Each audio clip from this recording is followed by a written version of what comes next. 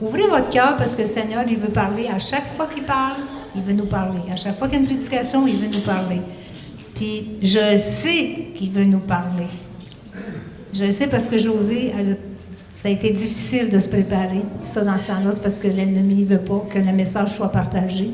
Donc, je nous encourage à ouvrir nos cœurs, à recevoir. Alléluia. Alors, que le Seigneur te bénisse. Amen. Est-ce que vous m'entendez? Merci. Est-ce que vous m'entendez bien?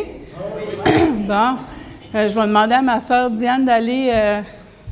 j'ai demandé de l'aide parce que des fois, j'essaie de prêcher puis faire les diapos. Puis jusqu'à date, ça n'a pas très bien marché, mon affaire. Là. Ça fait que c'est fort un peu ici, hein, je pense. Ça va? Ça va, OK. Ça fait qu'aujourd'hui, en tout cas, c'est fou parce que le Seigneur nous prépare, parce que tout ce dont Diane a parlé, là, surtout quand on dit « Nous sommes enfants de Dieu », vous allez voir comment le Seigneur aujourd'hui veut nous apprendre, nous rappeler qu'il veut nous utiliser comme enfants de Dieu. Amen. Ça fait que la parabole qu'on va voir aujourd'hui, c'est la parabole des talents. C'est un livre qui se trouve dans Matthieu. C'est une parabole qui se trouve dans Matthieu. Mais moi, j'aime tout le temps, quand je me prépare, j'aime tout le temps aller voir qu'est-ce qui vient avant.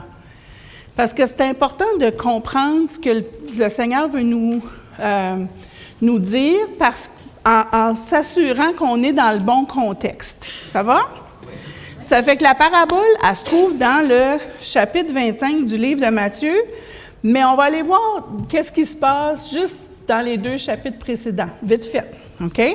Fait que dans le chapitre 23 et 24, Jésus était au temple, OK? Puis là, je vous dis, les scribes et les pharisiens, ils venaient de leur passer un savon parce qu'ils leur disaient qu'ils étaient hypocrites puis qu'ils mettaient des charges inutiles. En fait, ils leur disaient, vous êtes propres à l'extérieur, mais en dedans, votre cœur est sale.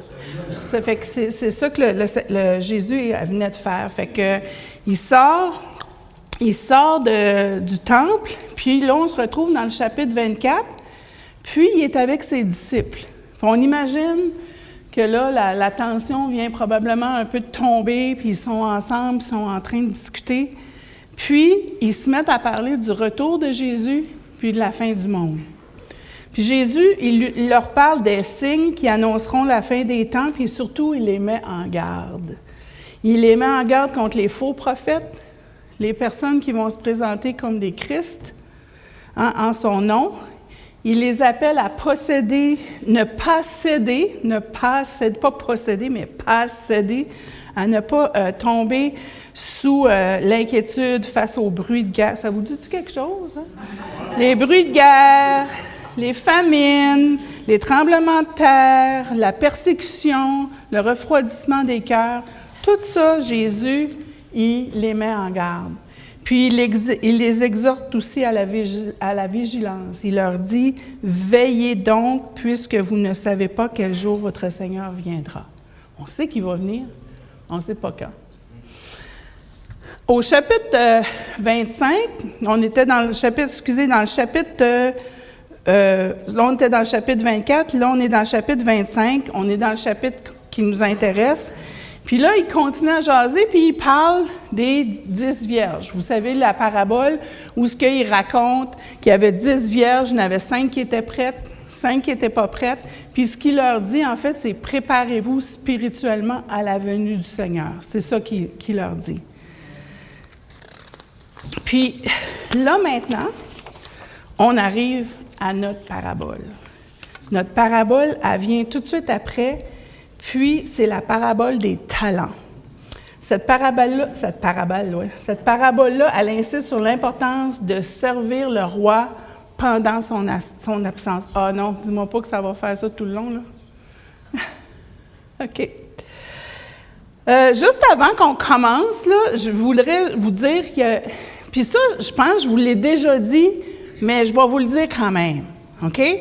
Il y a des personnes qui lisent la Bible et qui disent « Ah, oh, j'aimerais donc avoir vécu dans le temps de la Bible. » Hein?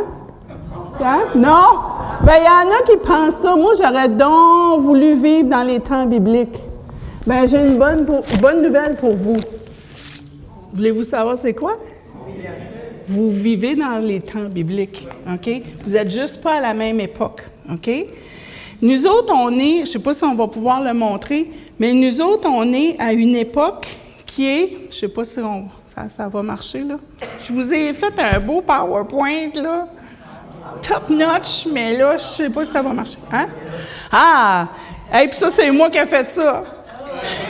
C'est pas moi qui l'ai inventé, mais c'est moi qui l'ai fait. Je l'ai reproduit en français d'un livre que je suis en train de lire. Fait qu'ici, ça nous montre qu'est-ce qu'est l'histoire biblique. Ça commence avec la création. On est d'accord? Après ça, la chute. Après ça, on a toute la période des prophètes, des prêtres puis des rois. Ensuite vient la rédemption, quand Jésus est venu sur la croix pour nous sauver. Puis, ce qui nous attend, c'est la consommation ou l'avènement de la nouvelle terre. D'accord? Nous autres, on est où est-ce qu'est l'étoile? On est après la rédemption, mais on n'est pas encore dans la deuxième venue de Jésus. On attend. Nous autres, on est dans une période d'attente. Nous autres, on est comme les vierges qui attendent le retour de l'époux. Amen? Fait que vous êtes dans l'histoire biblique. Amen.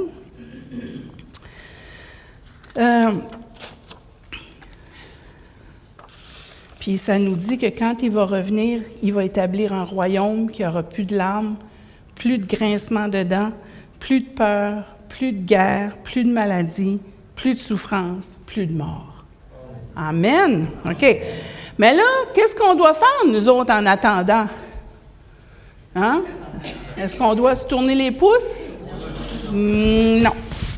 Ça fait qu'on va lire ensemble l'histoire des... on va lire le passage qui nous intéresse. Alors, ça commence en disant « Il en sera comme d'un homme qui, partant pour un voyage, appela ses serviteurs. Et il leur remit ses biens.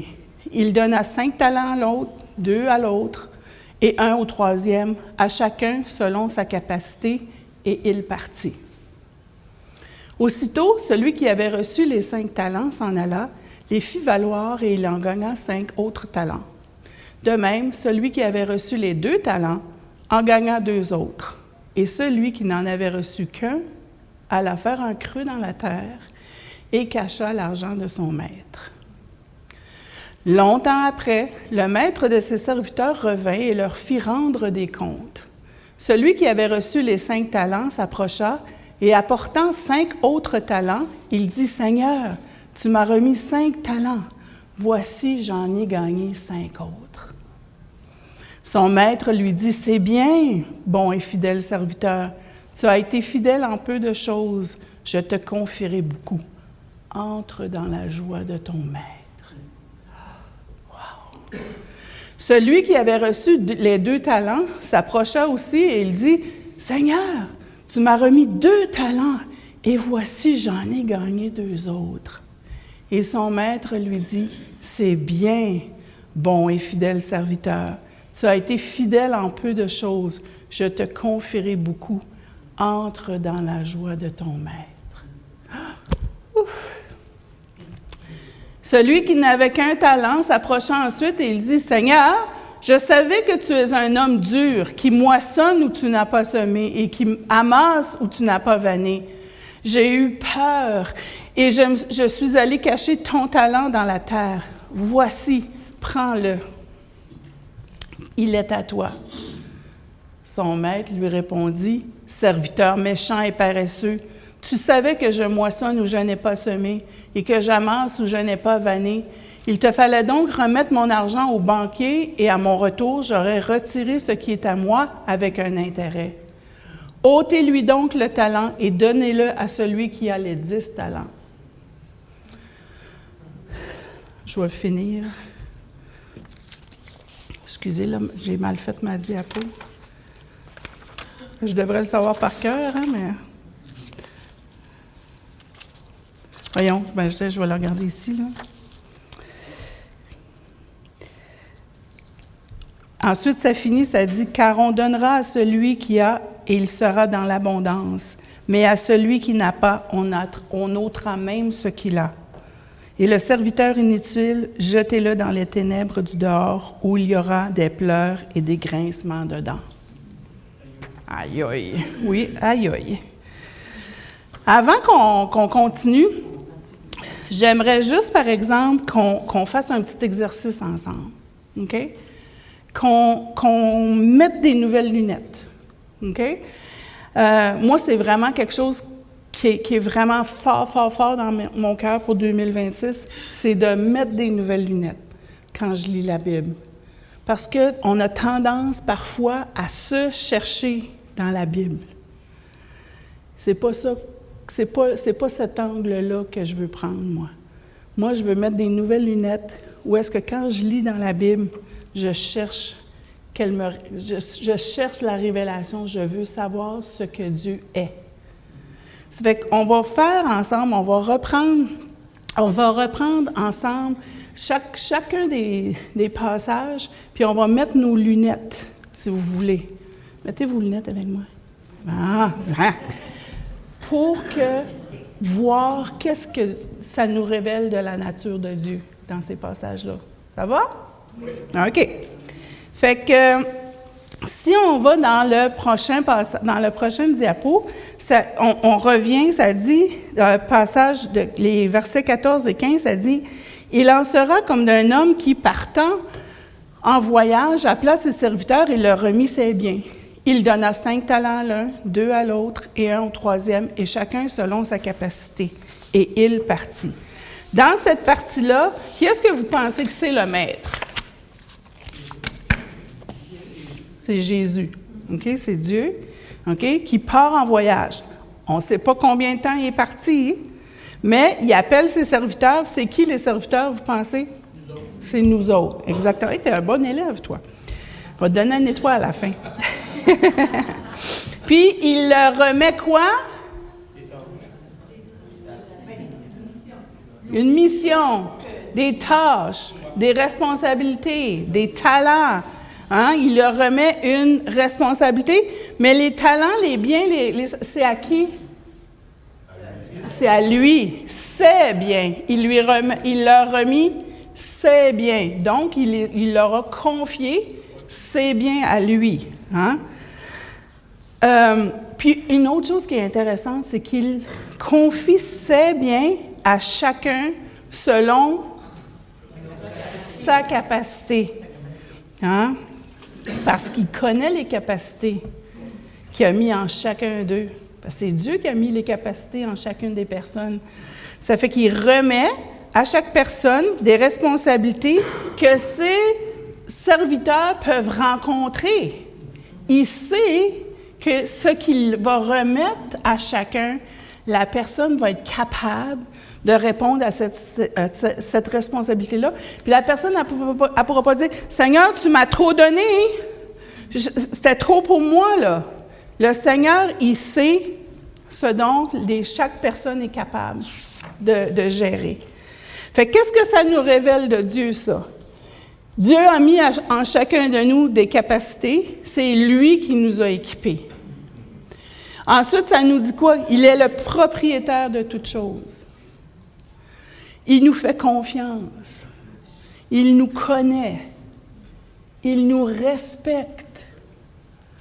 Puis, il veut que chacun réussisse. C'est pourquoi il donne à chacun selon ses capacités. Dieu ne nous donne rien. Dieu ne veut pas nous mettre en échec. Peut-être qu'il peut donner des défis, j'imagine. Là.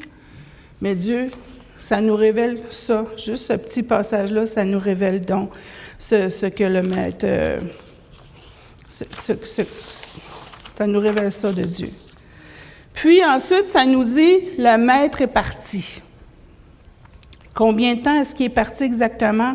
On ne le sait pas, mais nous savons qu'il est parti longtemps parce que ça dit au verset 19, « Longtemps après, le maître de ses serviteurs revint. » Ils ont donc tous eu beaucoup de temps pour faire de l'argent ou remplir la responsabilité qui leur a été confiée. Hein? Il n'est pas revenu 2 jours après, là. Mais c'est ça, ça fait que ça nous dit aussi... bon, là, j'essaie d'aller trop vite, OK. Fait qu'on a eu assez de temps. Ça va? Ensuite, on revient au verset 16 et 18. Ça dit « Aussitôt, celui qui avait reçu les 5 talents s'en alla et il fit valoir et il gagna 5 autres talents. De même, celui qui avait reçu les 2 talents en gagna 2 autres. Celui qui n'en avait reçu qu'un alla faire un creux dans la terre et il cacha l'argent de son maître. »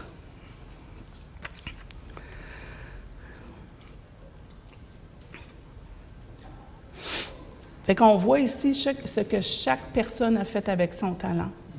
Ça va?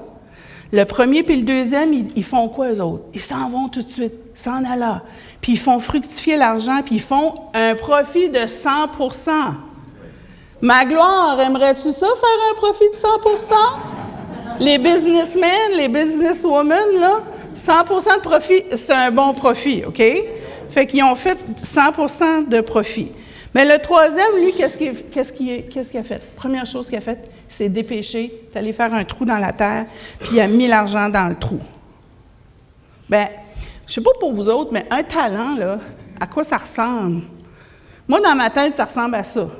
OK? Bien, c'est pas ça, un talent. Un talent, là, c'est un poids. OK? Puis, ça ressemble... Un talent, là, c'était, savez-vous combien de kilos d'argent? 49 kilos. Ça, c'est 110 livres d'argent à peu près. C'était pas juste une petite pièce. Il n'a pas fait un petit trou puis mis un pied puis comme ça, là. Non, il a fait un trou, là. Il y avait une grosse poche d'argent, là, puis il l'a mis dans le trou.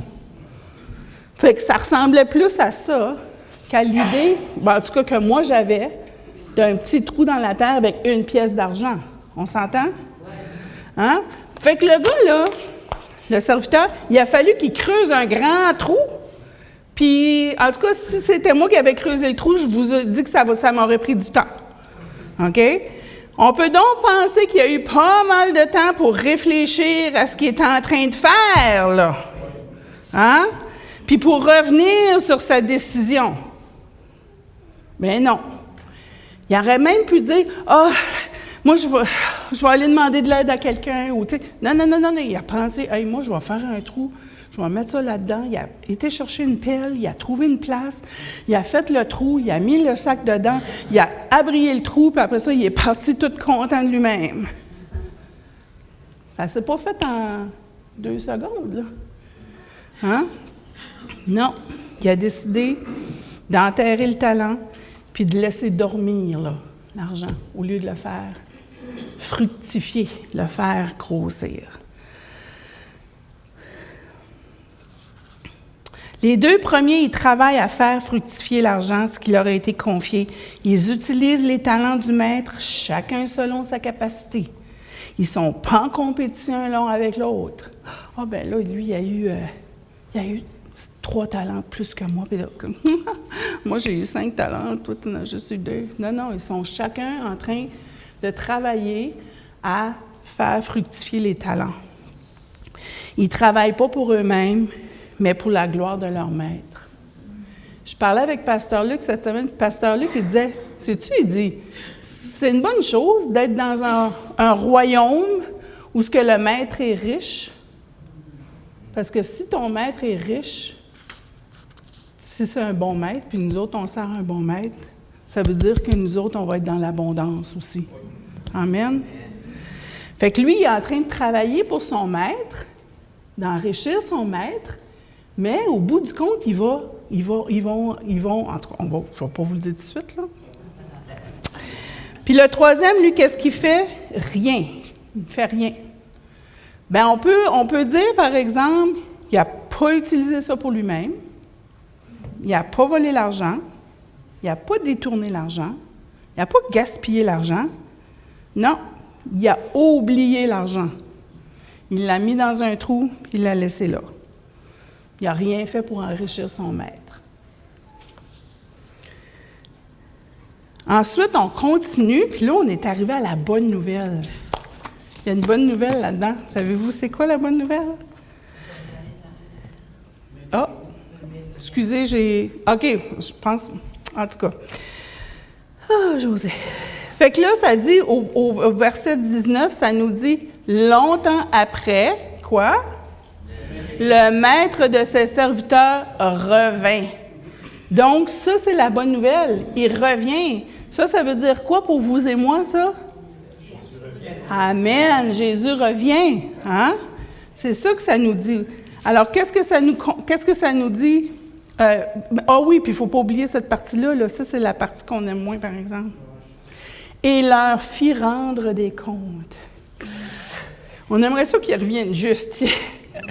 Oh Seigneur, reviens juste, ben tu sais. Non. Ça nous dit, par exemple, ça nous dit quoi ça nous apprend quoi sur Dieu?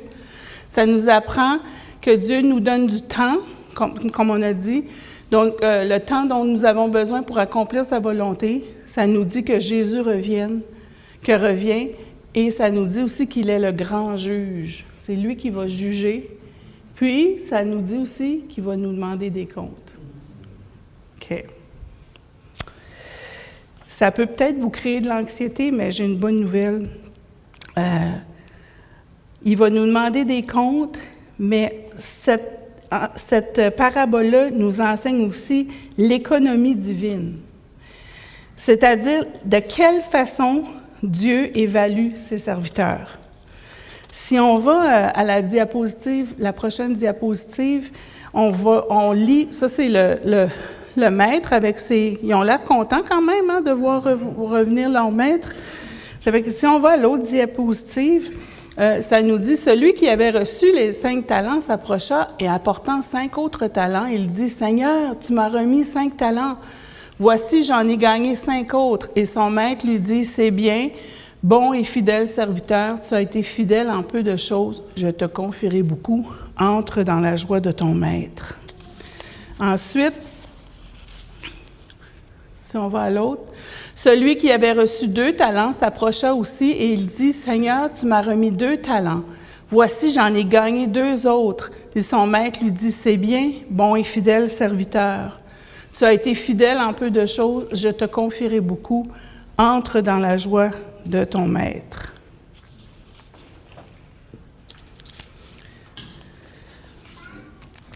Fait que, ici, là, on voit les 2 serviteurs qui s'avancent. Comment vous pensez que ça s'est avancé, les serviteurs? Ou, comme ça, joyeux, sur 2, fiers de leur travail, hein? Puis, c'est ça, on peut les imaginer là, qui se sont approchés avec empressement, fiers de rapporter au maître ce qu'ils ont fait avec l'argent. Ils commencent tous les 2 par rappeler ce qu'ils ont reçu. Ça, c'est un bon exemple pour nous autres. Des fois, de se rappeler ce qu'on a reçu. Alors, ils font leur rapport, simplement. « Voici, maître, j'ai reçu 5 talents, je t'en apporte 5. J'ai reçu 2 talents, je t'en apporte 2. » Simple, vraiment rien à ajouter. On est d'accord? On remarque aussi que les 2, bien que n'ayant pas rapporté la même somme d'argent, ils reçoivent exactement la même chose.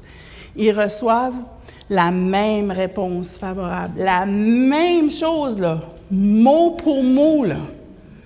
Un a rapporté 5, l'autre a rapporté 2.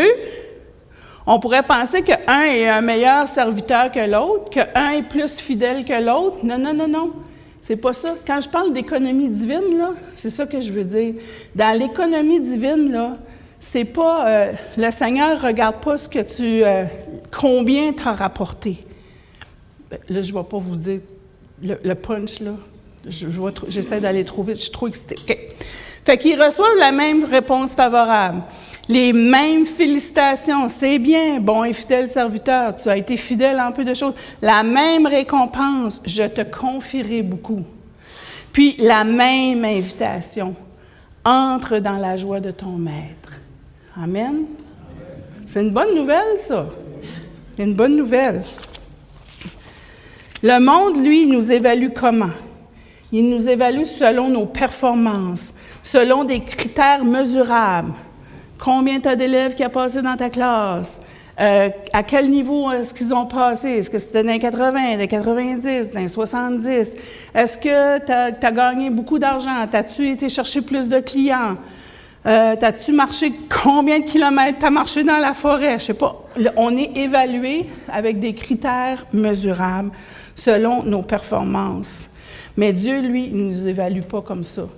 Il nous évalue selon notre cœur, selon la disposition de notre cœur. Amen? Amen! Parce que ça veut dire que peu importe les talents que vous recevez, le montant que vous recevez, si votre cœur est là pour servir puis glorifier Dieu, le Seigneur, il va accueillir votre offrande, votre effort, votre travail. Amen? Amen. Alors, qu'est-ce que ça nous révèle sur Dieu? Pour Dieu, ce qui compte avant tout, c'est la disposition du cœur. Puis mon cœur est mal disposé, là, mais ici, il est bien disposé. Amen. Il y avait une femme, c'était une Russe. J'ai lu cette histoire-là il n'y a pas longtemps. C'était dans le temps où il y avait, vous savez, beaucoup de persécutions. J'imagine qu'il y en a encore pas mal en Russie, là, mais beaucoup de persécutions contre les chrétiens. Puis, les chrétiens devaient se cacher pour s'échanger la Bible, ou s'échanger des parties de la Bible, ou s'échanger des écrits d'auteurs chrétiens. Vous savez, il y avait cette petite madame-là, elle avait la sclérose en plaques. Son corps était complètement déformé, elle ne pouvait pas prendre soin d'elle-même, elle ne pouvait pas se nourrir, elle ne pouvait pas se laver, elle ne pouvait pas marcher. C'est son mari qui prenait soin d'elle tous les jours. Okay? Mais son mari, ce qu'il faisait, une fois qu'il l'avait installée le matin, là, il mettait une dactylo. Savez-vous c'est quoi une dactylo, les jeunes? C'était avant le texting. C'était une machine, on mettait une feuille, puis on tapait, puis là, on pouvait imprimer ou dactylographier des textes. La madame, savez-vous qu'est-ce qu'elle faisait? Elle tapait, elle traduisait, et elle tapait des textes de Billy Graham, elle textait la Bible, elle dactylographiait la Bible avec un doigt.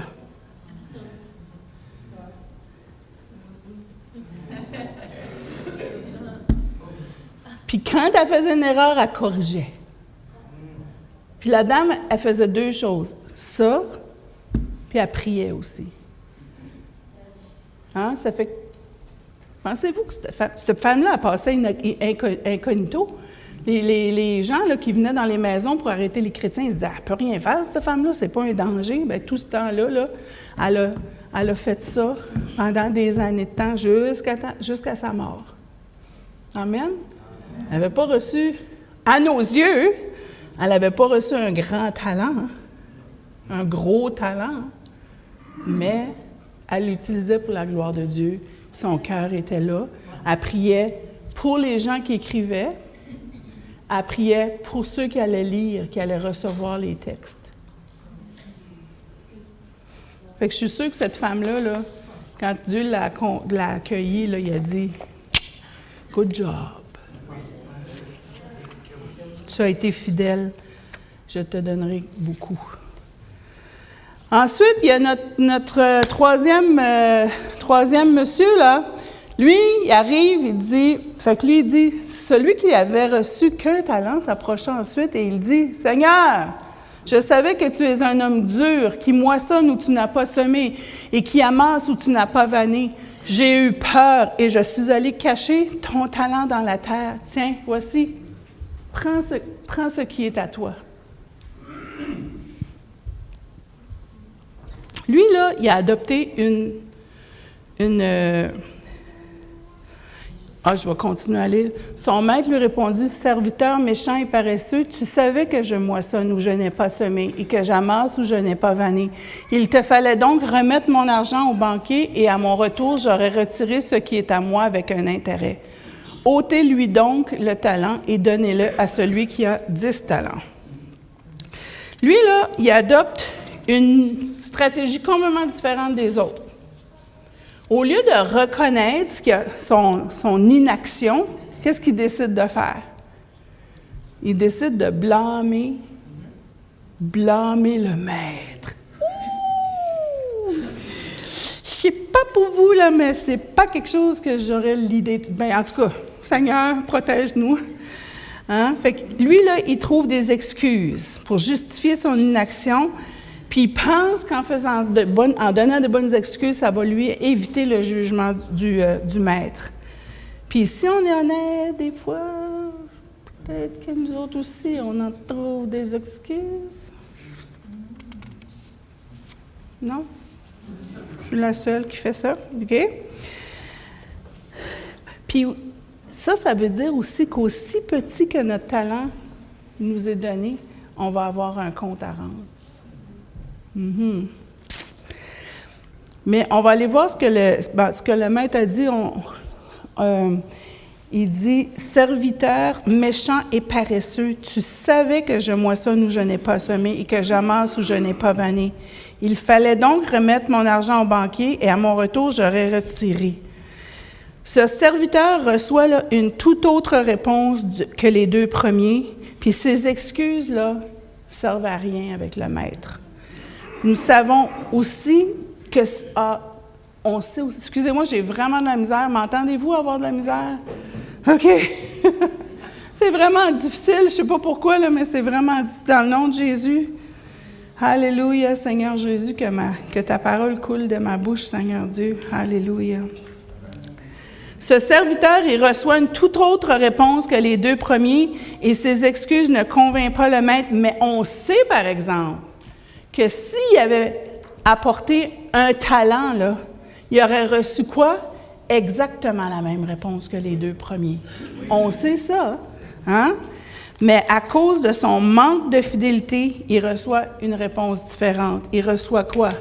Une réponse défavorable. Il reçoit des reproches, serviteur méchant et paresseux. Il reçoit la confrontation à ses accusations. Tu savais que je moissonne où je n'ai pas semé, que j'amasse où je n'ai pas vanné. Tu le savais. Donc ça peut pas être, c'est pas une excuse valable. Ensuite, il lui donne une solution.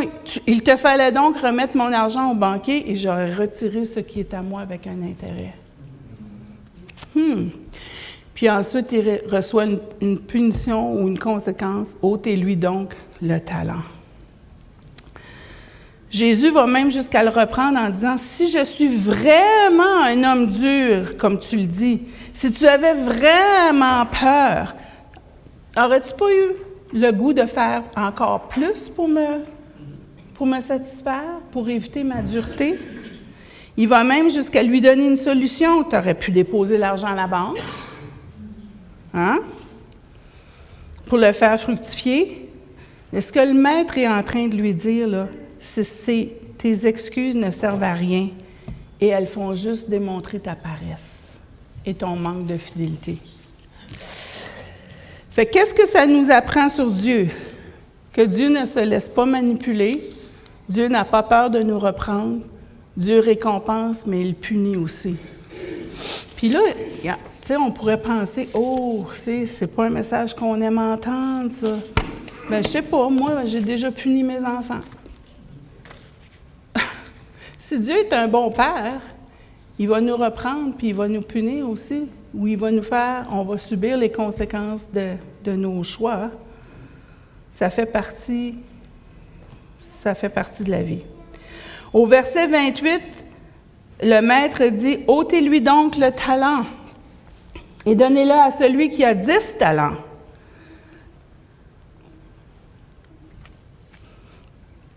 Puis dans Luc 19, 25, là, on entend la réaction de ceux qui étaient présents. Tu sais, quand Jésus a dit « Ôtez-lui le talent, là, le talent, là, puis donnez-le à celui qui en a 10. » Le monde qui est alentour, ils ont fait « Ah! Ben voyons, il y en a 10, lui! » Dans Luc, là, c'est ça. Parce que là, c'est pas des talents, c'est des mines, mais c'est le même principe. Là, c'est la même histoire. Il y a des petites variantes. Vous irez lire les deux, c'est très intéressant.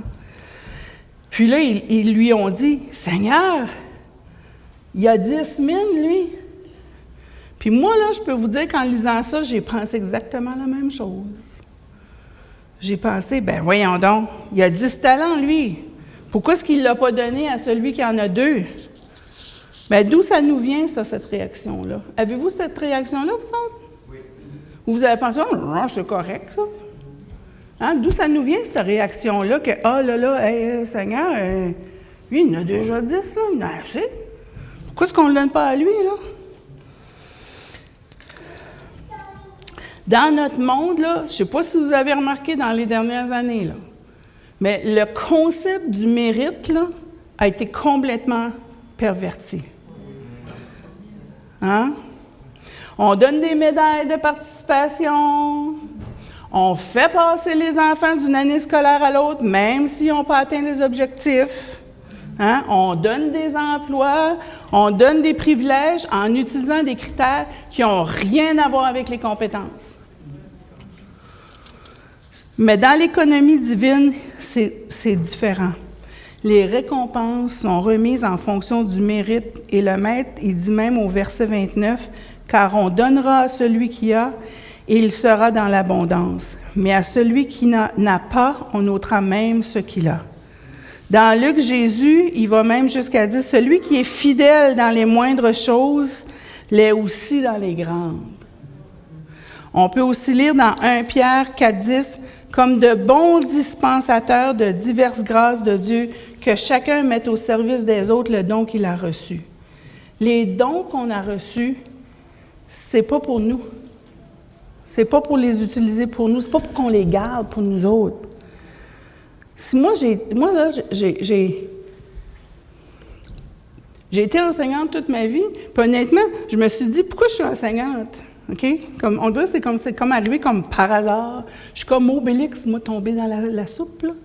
Dans la marmite, je suis tombée dans l'enseignement comme par accident, OK? Mais aujourd'hui, je peux voir. Mais je pourrais décider, moi, je suis à la retraite. Je pourrais garder mon talent pour moi. Mais non, tu sais, Dieu m'a demandé de l'utiliser. Mais ce don-là, c'est pas fait pour nous. C'est pas fait pour qu'on se glorifie nous-mêmes. C'est fait pour qu'on glorifie Dieu. Puis qu'on se mette au service de nos frères et de nos sœurs. Puis savez-vous la bonne nouvelle? C'est plein de bonnes nouvelles, ça. La bonne nouvelle, là, c'est que le critère d'évaluation, là, il est vraiment simple. Il y a un critère d'évaluation. Ça dit, dans 1 Corinthiens 4,2, « Du reste, ce qu'on demande à des dispensateurs, c'est que chacun soit trouvé fidèle. » Wow! Comment est-ce qu'ils disent les jeunes? Mic drop! Je ne sais pas si c'est correct de dire ça dans une église, mais c'est simple. C'est pas, nous autres, là, quand on faisait, je vous dis, c'est pas des blagues, demandez à Pierrette, là, quand on corrigeait une rédaction de 2e année, tu sais, hein, la feuille, là, à la fin de ma carrière, elle était grande, à peu près comme le pupitre, tu sais, pour corriger une rédaction d'un enfant de 2e année, là. C'était long, difficile. Puis je peux vous dire qu'après qu'on avait tout fait la grande feuille, là, il passait tout. Tout le monde passait. Parce qu'il y avait toujours quelque chose que l'enfant avait réussi à faire. Mais ce n'était pas parce qu'il savait écrire. Comprenez-vous? Le critère d'évaluation que Dieu utilise, c'est notre cœur. Est-ce qu'on a un cœur fidèle? Amen? Amen. Puis le mot « fidèle », ça veut dire quoi? Ça veut dire aussi « loyal », faisant preuve d'une grande honnêteté. Quelqu'un qui est juste, quelqu'un qui est un disciple de Jésus. On comprend que Jésus ne nous évalue pas sur nos capacités ou sur les résultats, mais sur la disposition de notre cœur. Notre fidélité, notre service, notre désir de glorifier Dieu dans toutes choses. Et qu'est-ce que ça nous apprend sur Dieu? Ça nous apprend que Dieu récompense selon notre mérite. Dieu évalue nos performances selon la disposition de notre cœur et de notre fidélité. J'achève. Le verset 29. Lui, il fait mal. Ça dit, « Et le serviteur inutile, jetez-le dans les ténèbres du dehors, où il y aura des pleurs et des grincements dedans. » Wow! Ça fait mal. Le maître l'appelle le serviteur inutile et il le chasse dans les ténèbres du dehors. Ben, pourquoi il fait ça? On trouve une réponse dans une autre parabole. Puis ça, c'est une parabole, là, c'est merveilleux. C'est la parabole du sceptre et du serment. La vigne. Hein? Puis c'est dans Jean 15, 1, 6. Je pense pas que je l'ai mis... Diane? Ah, oui. Comme le serment, c'est la branche, c'est nous, OK? Comme le serment ne peut lui-même porter du fruit, s'il ne demeure attaché au cep, c'est la vigne, ainsi vous ne le pouvez pas non plus si vous ne demeurez en moi. Et au verset 5, ça dit, « Car sans moi, vous ne pouvez rien faire. » Ça fait que, voyez-vous, le serviteur inutile, il n'était pas fidèle, il n'était pas honnête, il n'était pas juste, il n'aimait pas le maître. On peut le voir juste à la manière dont il parlait du maître. On comprend aussi, à la lecture du passage de Jean, que ce serment-là, que cette branche-là, elle n'était pas attachée à la vigne. C'est de la vigne qu'on reçoit notre nourriture grâce à laquelle on peut être productif. Jésus nous le dit clairement au verset 4 quand il dit « Comme le serment ne peut lui-même porter du fruit s'il ne demeure attaché au cep, ainsi vous ne le pouvez pas non plus si vous ne demeurez en moi. Car sans moi, vous ne pouvez rien faire. » Fait le serviteur, il ne pouvait rien faire. Il n'était pas attaché à la vigne. Puis qu'est-ce que Dieu fait avec la vigne, avec les branches qui servent à rien? Il les met au feu, OK? Mais la bonne nouvelle, c'est que le serment qui est resté attaché à la vigne, aussi faible, ça c'est la bonne nouvelle, mes amis. Si tu es un petite branche, là, tout petite, là, petite branche, tout petite, là, puis tu es attaché à la vigne, ben j'ai une bonne nouvelle pour toi. Parce que le Dieu, il va émonder, il va soigner, il va supporter, puis il va te faire grandir jusqu'à temps que tu portes du fruit. Amen. Alléluia. Alléluia. Dans la productivité du monde, là, c'est vite. Je t'engage, 3 semaines après, il faut que tu sois productif. Mais si vous regardez, là, dans la Bible, là, notre productivité, c'est toujours...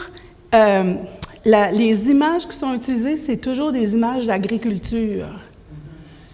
L'agriculture, ça prend du temps, la patience, la persévérance, ça prend du soin, du secours, de l'engrais, ça prend toutes sortes de choses qui nous supportent, hein? qui va nous fortifier, puis qui va nous aider à devenir productifs. Amen. L'autre bonne nouvelle, c'est que les capacités que nous possédons, Dieu les fait grandir. Dieu les fait grandir. Tu as été fidèle en peu de choses, je te confierai beaucoup. Tu as été capable de gérer 5 talents? Là, je pense que tu es prêt pour 6. Dieu, il va nous faire grandir, puis il va nous encourager, puis il va nous préparer pour toujours être capable peut-être de répondre à ses missions, à ce qu'il nous demande de faire. Dans Luc, on lit, il lui dit, « C'est bien, bon serviteur, parce que tu as été fidèle en peu de choses, reçois le gouvernement de 10 villes. » Puis au deuxième, il dit, « Et toi, reçois le gouvernement de 5 villes. » Dieu donne à la mesure de nos capacités, puis il nous équipe pour qu'elles se développent au fil du temps. Hein? Ça peut prendre des années, là. Hein? Fait qu'est-ce que ça nous dit? Qu'est-ce que ça nous révèle? Dieu nous raffine. Dieu nous aide à développer nos capacités. Puis si Dieu vous appelle à faire quelque chose, il va vous équiper. Il va vous équiper. Il ne va pas vous laisser comme ça, là. On l'a dit au début, Dieu, là, il veut notre succès. Il veut qu'on soit fructueux, qu'on produise des fruits. Fait que si tu veux que ta vigne produise des fruits, que ton plant de tomates produise des tomates, tu ne vas pas mettre du vinaigre dans les racines. Tu vas aller mettre de l'engrais. Tu vas me donner du support. Amen. Amen. Alléluia. Je veux qu'on soit encouragés. Parce que nos yeux, là, ils sont sur le maître. Puis nos modèles ici, c'est les 2 serviteurs fidèles. Ici, là, je suis sûre que tout le monde est attaché à la vigne. Fait que soyez pas inquiets. Soyez pas inquiets. Puis si vous n'êtes pas attaché à la vigne, il n'est pas trop tard. Il n'est pas trop tard pour s'attacher à la vigne. Moi, je me suis attachée à la vigne, j'avais 40 ans. Il n'est pas trop tard, il n'est jamais trop tard avec le Seigneur. On peut s'accrocher à la vigne jusqu'à la dernière journée, jusqu'au dernier souffle. Mais attendez pas, hein? Parce que, sais-tu pas, c'est beautiful, ça, que le maître, là, notre papa, là, notre maître, là, il nous fait confiance. Il nous fait confiance, il dit, « Bon et fidèle serviteur, voici, je te confie mes biens. » C'est pas n'importe quoi, là. Ça veut dire qu'il a confiance en nous. Amen. Dieu peut tout faire. Entre vous et moi, il n'a pas besoin de moi. Mais il veut que je le serve. Il veut. Moi, Seigneur, tu veux que je te... OK, que ce soit pour ta gloire, c'est dur, c'est difficile, ça sort tout croche. Mais Seigneur, que ce soit pour ta gloire, puis pour que ton peuple soit renforcé, affermi. Amen. Fait que pour résumer, qu'est-ce que ça nous apprend sur Dieu? Ça nous apprend qu'il a mis en chacun de nous des capacités. Il nous a équipés. Il est le propriétaire de toutes choses. Il nous fait confiance. Il nous connaît. Il nous respecte. Il veut qu'on réussisse selon nos capacités. Il nous donne le temps dont nous avons besoin pour accomplir sa volonté. Jésus revient. Ça nous dit qu'il est le grand juge qui va demander des comptes. Il nous dit aussi que pour lui, ce qui compte, c'est la disposition du cœur. Ça nous dit qu'il ne se laisse pas manipuler, qu'il peut nous reprendre, qu'il peut nous récompenser, qu'il peut nous donner selon notre mérite. Ça nous dit aussi que Dieu évalue nos performances selon la disposition de notre cœur. Il nous équipe, je me répète, mais c'est pas grave. Il nous équipe puis il nous aide à développer nos capacités. Dieu s'attend à ce que nous utilisions les dons qu'il nous a donnés. Mais pour ça, il nous équipe aussi. Dieu, il veut qu'on soit fidèles, des fidèles serviteurs qui l'aiment, qui le connaissent, qui lui font confiance, qui utilisent leurs dons pour faire sa volonté puis le glorifier dans nos vies. Moi, mon chant pour 2026, c'est que ma vie te donne gloire et honneur. Amen. Dans tout ce que je fais, que ce soit pour ta gloire, Seigneur. Pas pour ma gloire, pour la gloire de ton royaume. Fait que je vous demande, vous autres, en 2026, là, le thème, c'est « Je t'établis comme sentinelle ». Voulez-vous être des sentinelles qui mettent leurs dons au service de Dieu? Qui mettent leurs dons au service de leurs frères et de leurs sœurs? Si oui, je vous invite à consacrer votre vie au service de Dieu pour faire fructifier les dons qu'il a mis en vous pour sa gloire.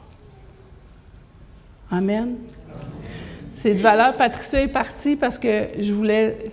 La semaine passée, là, tu lui diras, là, Cindy, là, la semaine passée, j'ai tellement été bénie, là, parce que cette femme-là, là, vous vous souvenez, Patricia, c'est la mère de Cindy, elle est venue en avant et elle a raconté qu'elle avait pris soin de son beau-frère, puis qu'elle avait...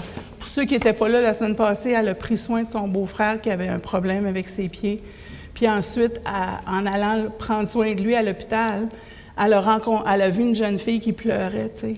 Bien, Patricia, là, elle a utilisé ses dons à 100% cette fois-là. Parce que cette femme-là, elle a un cœur de compassion, là. Le Seigneur lui a donné une dose, là, surnaturelle. Puis cette femme-là, là, cette journée-là, là, le Seigneur, là, je suis sûre qu'il a pensé « Wow! Wow! C'est bon! Bravo!